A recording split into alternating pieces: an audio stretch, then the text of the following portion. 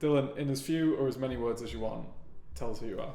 So my name's Dylan Wright. I'm 20 years old. I guess I've been in the entrepreneurial space for around 2 years now. Now I run like my own AI company where I implement bespoke AI solutions for hospitality, which is quite a niche one. I think people are a bit shocked when I say that, but I've got background in hospitality, and I sort of pieced the two together to solve problems. So I've been doing that for the last 12 months or so, and I'm really enjoying it. Could you tell us a little bit more about what it is you actually do now and the AI agents and that you implement at these hospitality companies? Yeah, so back when it started, it was like AI chatbots, sort of when that was like blowing up.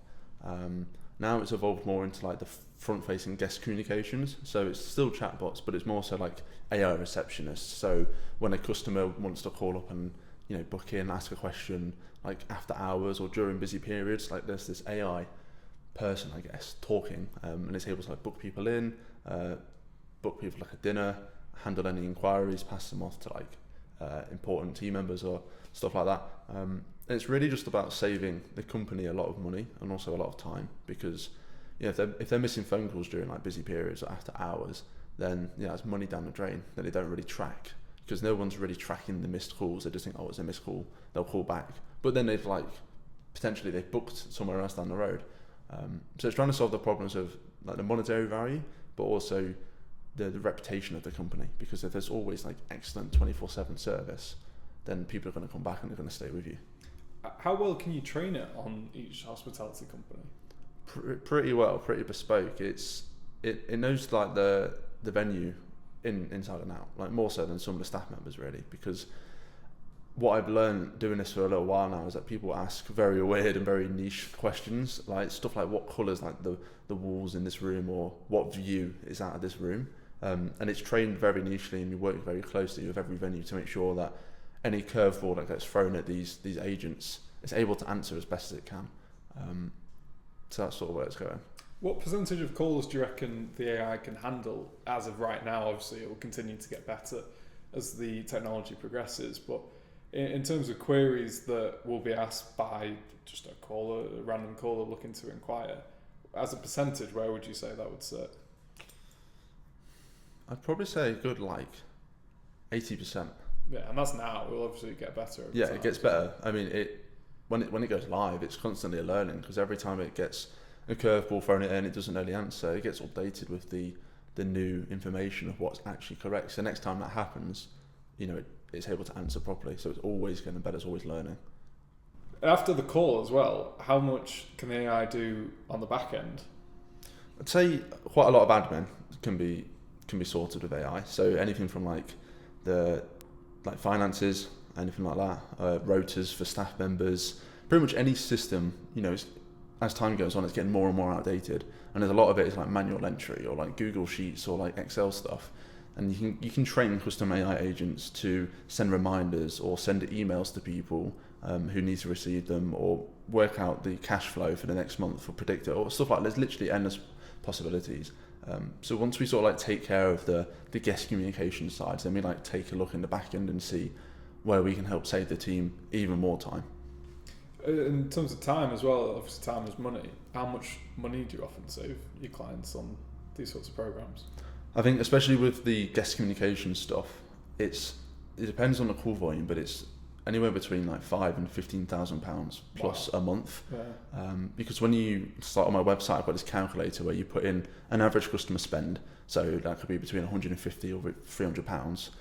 Average customer conversion rate, which is, if they call up, most people are calling to either find out a bit more information and then book, or to book there and there. So it's usually between like 40 and 60%. And then if you're missing like 5 calls a day, that's a lot of revenue every month. And then I had a call with someone the other day where they were missing, I think it must have been like between £15,000 and £20,000 across all departments. They were like a big venue. So it wasn't just like reception, it was like every department that someone could call. And if a guest called and no one picked up, it would just loop round the voicemails or loop round the departments until someone answered. And a guest is going to get frustrated with that. Yeah. So if there's something there to be able to answer their question, book them in, take their inquiry, whatever it is, they're going to be a much happier customer, because if you can consistently provide for a customer, then they're going to keep returning. Because all it takes is, even if you've had like 10 years of like excellent service. All it takes is like one really bad thing to happen, and you've lost a really long lifetime customer just because of one bad thing. So keeping up this high standard to like a consistent level is really important. I suppose as well, not just, I know you're niched down into hospitality specifically, and you work with those clients, but on just every industry as a whole, if you worked out how many hours are actually spent on the phone and how much an AI could automate, not just on the phone but on the back end, like you said, as stuff that I've worked with myself, it's staggering.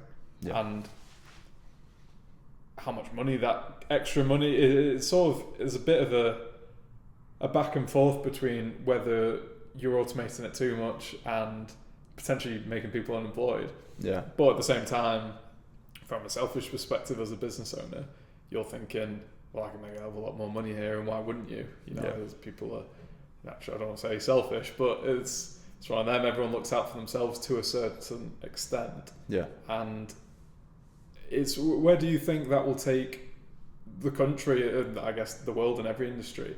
Do you see people taking phone calls in 5, or even in the immediate future, in the next few years?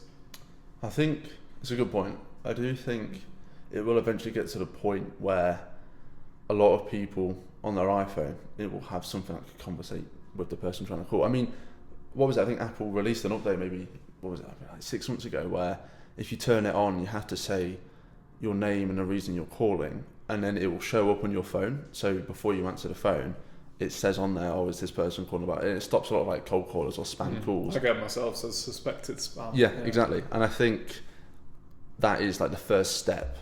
I think that is like a glimpse of what it's going to turn into.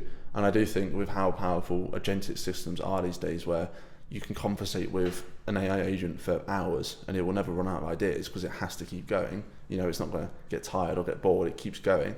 I think, yeah, something like that where you can have your own custom voice, which you can already do. I mean, you could probably set up your own thing where if someone called you, then it routes to you, but it's an AI version. Yeah. So I definitely think it's going to head that way in one way or another.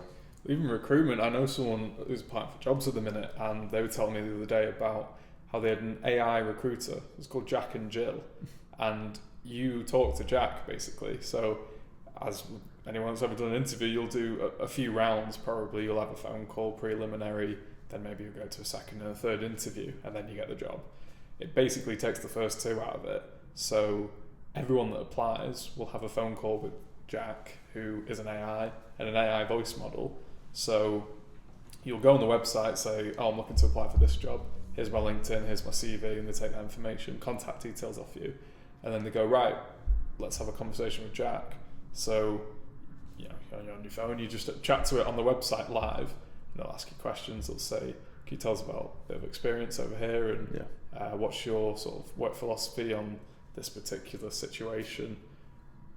You know, do you need recruitment companies anymore? Probably not, if Jack and Jill is getting you all the way to the point where you've landed some really good candidates who are willing to come and interview in person and get the job. Do you need a recruitment company? You know, there's so many industries where it's just like, oh God. Yeah, there's so many places where so many ways you could use a system like that, because it would cut so much time down on the recruitment aspect. You know, if you've got something that has its own guidelines to not go out of, it has its own brain, its own knowledge base, and it asks these people the same questions, and it can handle the curveballs, which they already can. You know, there's no reason why you can't do that. It sounds human, and you can even get the AI to be upfront and say, look, I am a robot, but I'm going to interview you here, and then pass that information on. I think I saw online the other day about, there's quite a niche problem to solve, but let's say someone rang in sick. Instead of having to like ring around yourself trying to get someone in, you could have AI call a number, ask them to come in, and if they said no, then it calls the next one or the next one. Or call them all at the same time. Call them all exactly that. You literally could do them all at the same time. So it's quite crazy how many opportunities there are for AI to not necessarily take people's jobs, but to just automate so much more. Yeah, which would take people's jobs. Yeah. But it's I've spoken about this on previous podcast. It was we went into where we kind of think AI will go in terms of industries, and in my personal opinion, effectively every entry level job will go. Besides sales, and maybe a few other, for example, hospitality, those sorts of jobs. But white collar especially, I think, is going to get gutted, just torn out. We've already seen it, Amazon, 16,000 jobs, Salesforce, and they're just tech companies, which they'll be the first ones to adopt AI, obviously, naturally. But even with the Amazon ones, the 16,000 on top of a further 14,000, which went in October, these weren't in a warehouse, which is also automated. These were like web designers that design the Amazon app and put new products on, whatever it is that they do. AI can do high-level tasks agentically, and it's starting to get that. I think there's a big divide between people excited about AI but they don't trust it yet. Yeah. And I think the trust is starting to come in as the technology gets better naturally. And I think we're sort of there a lot of the time, especially with yourself, all these clients of yours, like, actually, yeah, I do trust an AI to take a phone call from a potential client, which is about as trusted as you get. Yeah. There's not an awful lot more trusting you can get than that, than here's a direct line to my clients. Yeah. I think at the start, sort of when like ChatGPT came out and all this, people were very skeptical, and they were like, oh, we're probably not going to use AI. Oh, I don't want to use that. I don't need to use that. And I think fast forward to now, it's like, okay, I do need to use this, because if I don't, then, the business will crumble. Or even like just normal everyday people. Like even my mum is now using ChatGPT to like help with stuff, and I didn't even show her it. So it's crazy how many lives it's now integrated with. And I think on a touch of like AI, not trusting AI, the biggest objection, if you will, that I hear from my clients is that we want to keep the personal touch at the venue, which makes sense. It's you delivering a good service to people who come and stay. But often when I hear that, I always sort of say, is it more personal to let them go, not let them book in? And they sort of realise, oh, okay, like even if one of the calls didn't go to plan and someone got a bit angry with it, like 99% of the time it's going to book everyone else in. And I think you'd rather have that business than to miss out on loads of opportunities just because no one was at the desk or no one could answer the phone. Yeah, it's a trade-off. Everything has pros and cons. Yeah. Absolutely everything. And I guess, for example, just to give a good example on AI, self-driving cars. Everyone's like, oh God, what if they crash? But then a self-driving car is one crash for every 6 million miles, which I think is 6 times less crashes than a person. So on one hand, yes, an AI has crashed and potentially hurt someone, but at the same time, it's also way safer than a person driving every day. So it's that trade-off between, and you apply that exact scenario to yourself and your AI models and my own AI models that I run. It's a trade-off between, okay, maybe there's a con here, but the pro is so overwhelming that it negates that anyway. Over a long enough time, it's negligible. Yeah, 100% right.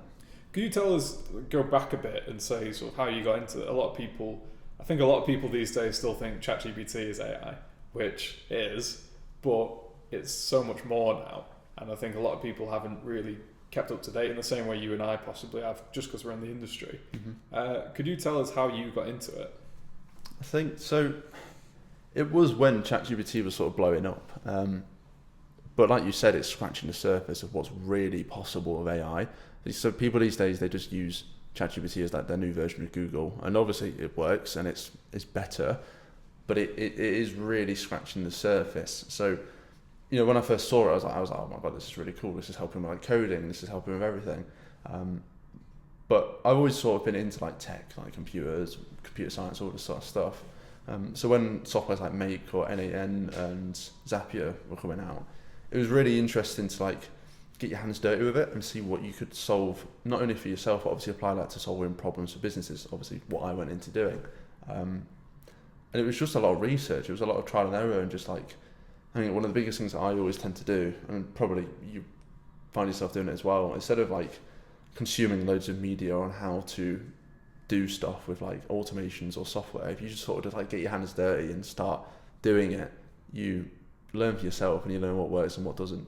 And ever since then, it's just been a continuation of learning new things that are coming out and applying that to your current clients, signing new clients. But it's interesting because every day there's a new AI tool. Every day there's a new vibe coded software, and I think you do have to draw the line at learning new stuff, but also not just getting shiny objects in the road and being like, right, I'm using Make instead of N8N, or I'm going to use Zapier instead. Like, it's overwhelming, and you do have to keep updated with it, but it is quite difficult to stay on top of all of it. I completely agree. Like, as you say, literally every day, you could really research every day, and there is a new AI tool. I follow multiple people online who, it's like, you don't have to use this anymore because this has come out.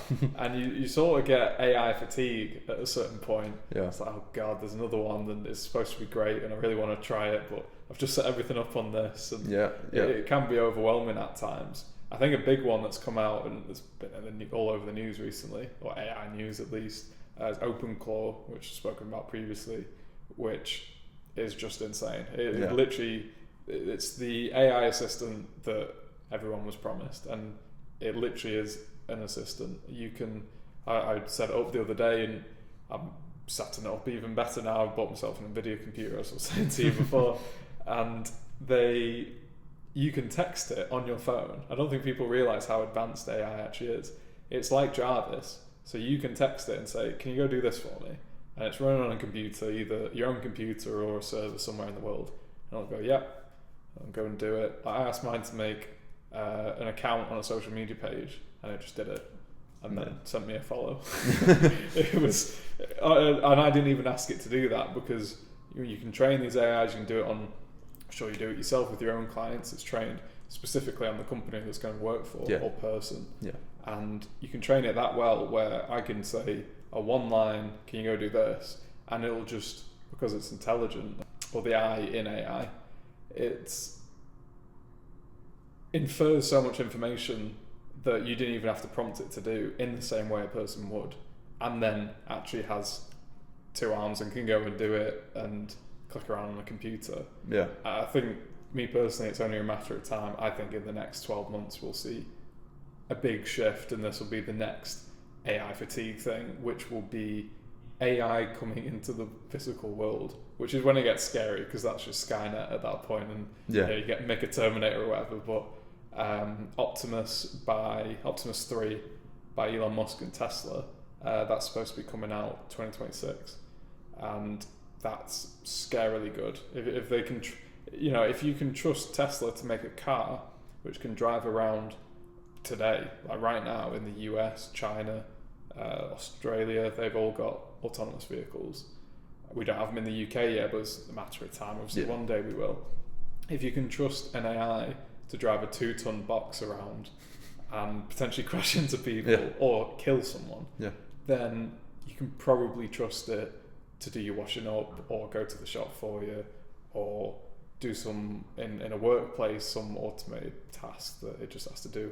We're already seeing humanoid robots. Hyundai and BMW, they've both got Boston Dynamic robots in their factories. Yeah. So, it's sort of, as what happens with every new technology, the people with all the money, they're the ones that buy in first because it's really expensive to start off with. Yeah. And then slowly it becomes a consumer product, and you've got an AI walking down the road. Yeah, it will happen. It's like iRobot, the film, or even like the Tesla robots. Like it is real, and like it's like Ultron in Avengers. Like when he came alive, he sort of consumed all the knowledge in the world ever, and then was conscious, and it had so much knowledge it could. He built himself his own body and then put himself into it. Like you could run AI in its own physical body, whether that's like a little car or something, and it knows what to do. Like it is crazy. I'm genuinely not that far off, like having walking robots who can detect a wall, detect a person, and I guess that's why I can see people being quite scared of it. But I think as long as we're like in control, in the sense that we can just kill it off with a switch, it should be fine for now. We'll see where it goes. Well, I think the technology to actually build these things are pretty much that they exist today. It's not years away, as with any new technology, and it has only really been around for the past few years. For example, to go back to self-driving cars, it's a matter of time before self-driving cars were a niche product that someone was developing and is only for workplaces and people that can fund it, basically, because it's still new. And then you have someone like Elon Musk, which, love him or hate him, I wouldn't bet against him necessarily. And if he turns around and says, I'm going to build 1 million Optimus robots, which I'm sure he's probably geared up to do even more than that. I don't know how many Teslas are built a year, but I'm sure it's in the millions. You know, he could make something like that happen and bring about that shift of people used to, for example, not like phones in general. Mobile phones were some niche product. If you saw someone with a big mobile phone walking down the road, you'd be like, oh, what a knob. And then now everyone has a phone. You can't live without a phone almost. Yeah. And I think it will become like that. It will be a case of, 50 years from now, like what you used to drive cars around. Yeah, literally. Like, well, they're all autonomous now. Or potentially one day, because, all these pesky humans keep crashing, it's mandated. You're not allowed to drive. Maybe you have a classic car or whatever at a show, but it gets to a point where en masse people can't do certain things because AI is doing them way safer and way better. Yeah. In the same way that people used to build skyscrapers and they didn't even wear a harness, they just walked out onto the beam, and it's a famous picture of when they built the Empire State Building of exactly that, and then you wouldn't dream of doing that now. It's like, God, that's way too dangerous. And I think in another sort of 50 years time, that's exactly how we'll see a lot of what we do today. Yeah, 100% right. On a similar note to what we just discussed, in terms of taxing AI, that's been in the news recently, at a certain point, if so many jobs are getting replaced by it, do you start taxing the AI as if it was a person? And how do you even do that? And how do you regulate that? What are your thoughts on whether we should tax AI or not? That is really interesting. It's a really interesting point. I understand the concept of it, of why you would, but I guess at the end of the day, they're not real humans, and I guess they don't really care, as they just do their job. Like they have, as long as it doesn't genuinely just turn itself into a human somehow, it just does what it gets told to do, what it's programmed to do. And I guess it's like, how would you go about taxing it? Because how would that look? Because I guess if it's like someone's personal assistant, right, like you're going to set up on your computer, do you tax it in the sense of you're only allowed to use so many credits on it? Or like if it's a business, is it a similar way? It's difficult because I understand why, but also what is the point? Because I get why you would do it, and it's like the new currency, I guess, because if it is taking people's jobs, there is an argument to be made that the whole tax concept should be applied to the new systems. But also I think if it's actually turning the world into a better place, then is taxing credits or taxing its usage really going to benefit?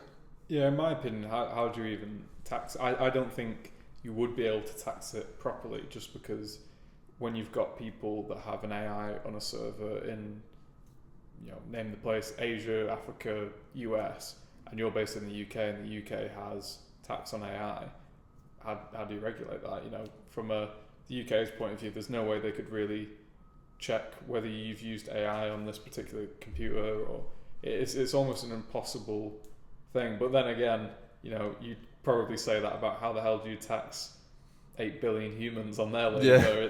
They've done it. And then you think about AI is now being used for tax regulation. So if they've started looking at social media, I don't know whether you saw this, but AI now checks your social media and checks it against your declared income. Yeah. So if you're saying that you earn 20 grand a year, but then you're in Dubai every other week, AI will flag that and go, I think something a bit dodgy is going on here, we should investigate this guy. And so where does that end as well? Because it's Big Brother, and at the end of the day, those people, they are doing tax evasion, which is illegal and they shouldn't be doing it, but it gets to a point where not just tax, but you apply that to anything. If you do anything illegal, AI's seen it. Yeah. And then we're basically, I'm going to say China, but it's when you look at, as I spoke about in the previous podcast, with China and their social credit score systems, if you have a way to regulate everything that people do, which I think we've seen a little bit in the UK government so far this year, over the past 12 months with the Online Safety Act, which has been quite controversial, and digital IDs, which they've now backtracked on, but from what I gather, they've sort of said the backtracking, but actually kind of doing it in a new format, basically. It's not completely gone away. And, you know, at a certain point, it is just Big Brother then, and AI is telling everyone off and saying you've been naughty because you've done this thing which some other adult somewhere decided that you shouldn't be doing, whether you voted them in or not. Yeah. And it's an interesting ordeal that we're going to have to unpack over the next sort of 5-10 years. As I've said previously, I think we're in for a rough patch, a bit of a bumpy road for the next 5 or 10 years. Maybe a little bit more, and then, you know, as is what's happened many times throughout history, if you have a bad stage, oftentimes they do lead to something good, because everyone's that fed up that they actually stop doing what they're doing and go, we need to sort something out here, and actually stop watching TV or whatever it is that they were doing and focus on what's important. Yeah. Do you trust AI? That's a good question. I'd say with most things currently, most tasks, most things that you can get to automate it today, I'd say it depends where, like you said, in like 5-10 years time, it depends where it gets to the point of how much of ordinary jobs and tasks it's doing. I can see that's where it gets a little bit scary. Currently, yeah, I've got, you know, everyone's, you know, skeptical about it, like what's it doing with my data, all this sort of stuff. But, you know, people have had iPhones for well over a decade now, and, you know, people have sort of been okay with your data being used. So I don't think it's really any different now. But yeah, for the most part, I'd say I do trust AI. Would you trust AI, say, in government or governing your life to a certain extent? Again, that's another good question. I think it's a difficult one because, you know, people, I mean, especially in the UK, everyone is pretty much never satisfied with the government, any decision they make. Yeah, rightfully so sometimes, but yeah, 100%. And I think, you know, if people aren't happy with people making those decisions and making those calls and the decision they decide to make, and then they've got this AI that is on the same side as the people, you know, you're not going to be happy with that either, because that's, like I keep saying, it's got its own knowledge base, and it won't come out of what it's told to do. And if it has the same beliefs and the same thoughts as the person in charge of the country has, then it's going to be the same thing. So it's a good point you raise. I'm jumping off from what you just said. I completely agree. I think it's not necessarily the AI, because at least at the minute, you know, I wouldn't say we're quite at the point where AI is conscious and thinking about things. And although we've seen elements of it with self-preservation when AI tries to get shut down, etc., I don't think we're fully there yet where AI is thinking for itself. And ultimately at the minute, and probably what will happen moving forward, is it's not the AI that you have to trust, it's the person who is behind the AI, who's in charge of their intentions. You know, why have they made this AI to do this specific task, and is that for their benefit, is it for your benefit? Oftentimes people are selfish, as I say quite a lot, but they are. And, you know, if they're doing something for selfish reasons because they want more power or money or whatever it is that they're after, gets them out of bed in the morning, then they have a superhuman AI that can actually implement these things and do whatever it is that this person nefariously perhaps is trying to do, then that's a real cause for concern at that point. Yeah. I guess to round off then, we've spoken about sort of where AI will go and the future of it and your industry particularly. And my question that I always ask to every guest is, if you were to talk to your 18-year-old self now, what would you tell them to do? I'd say it's similar to what I've seen online.